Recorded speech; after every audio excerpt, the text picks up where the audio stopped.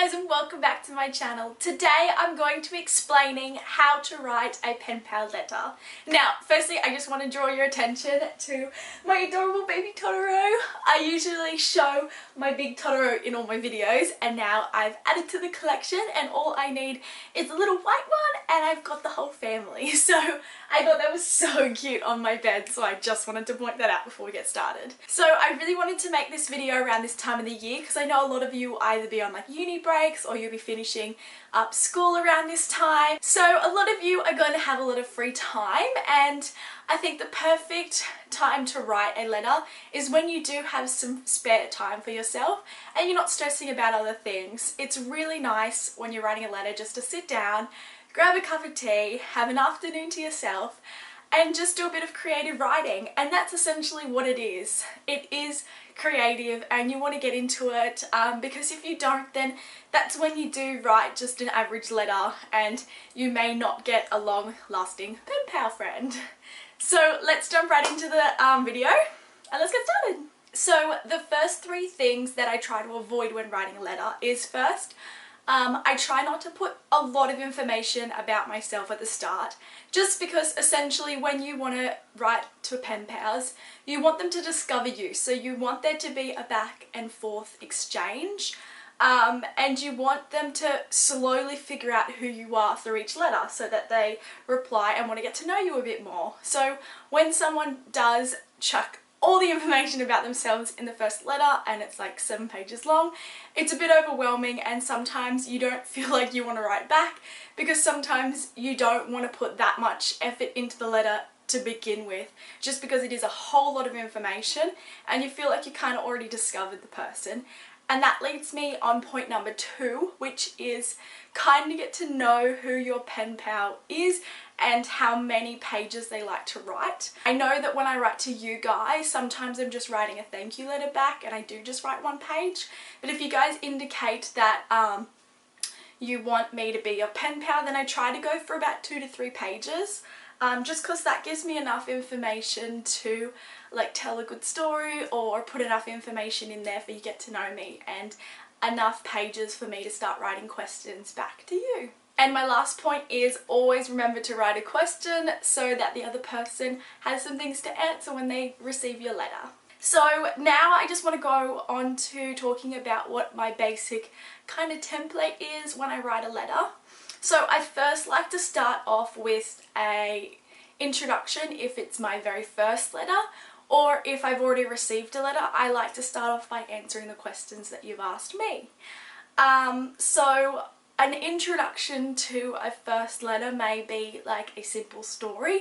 So the first things I like to kind of include is a childhood memory or a wonderful weekend I've had. So for example, I live right next to the beach.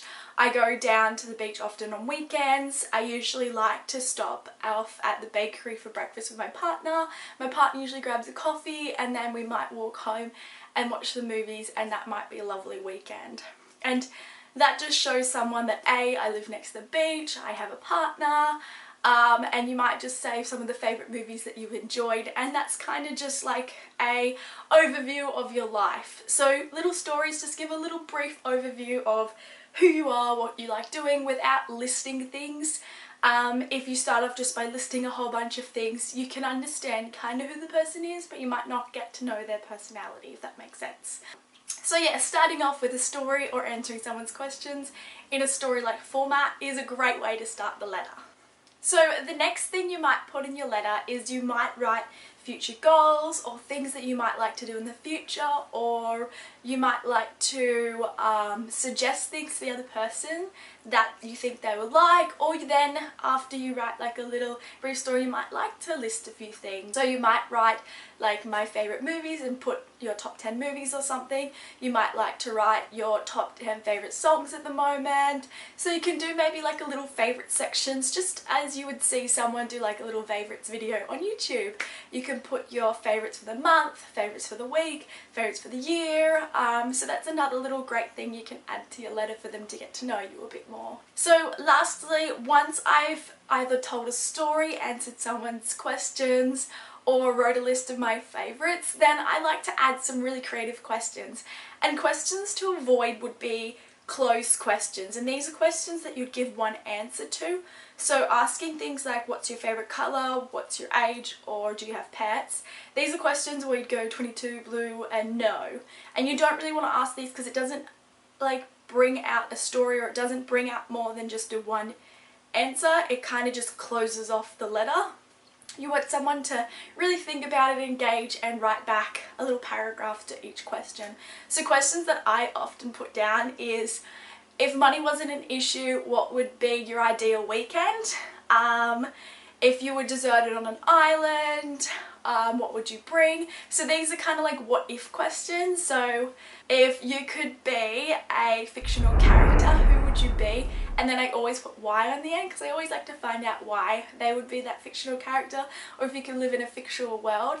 This just gets the person thinking in a creative way, and it's super fun to find out people's answers because they're always so creative and people like to put a lot of effort into it if you ask them great questions. So I generally have my go-to questions, but you can search all over the internet for creative questions to find out about people's personalities. I usually type in creative questions to get to know someone, and Google usually gives me lists and lists to go through. Think of some great ones, write them down, and you'll be surprised how creative people get when you give them a creative question. So those are my tips for the day, and if you're looking what to include into your pen pal letter, then I have an entire snail mail playlist.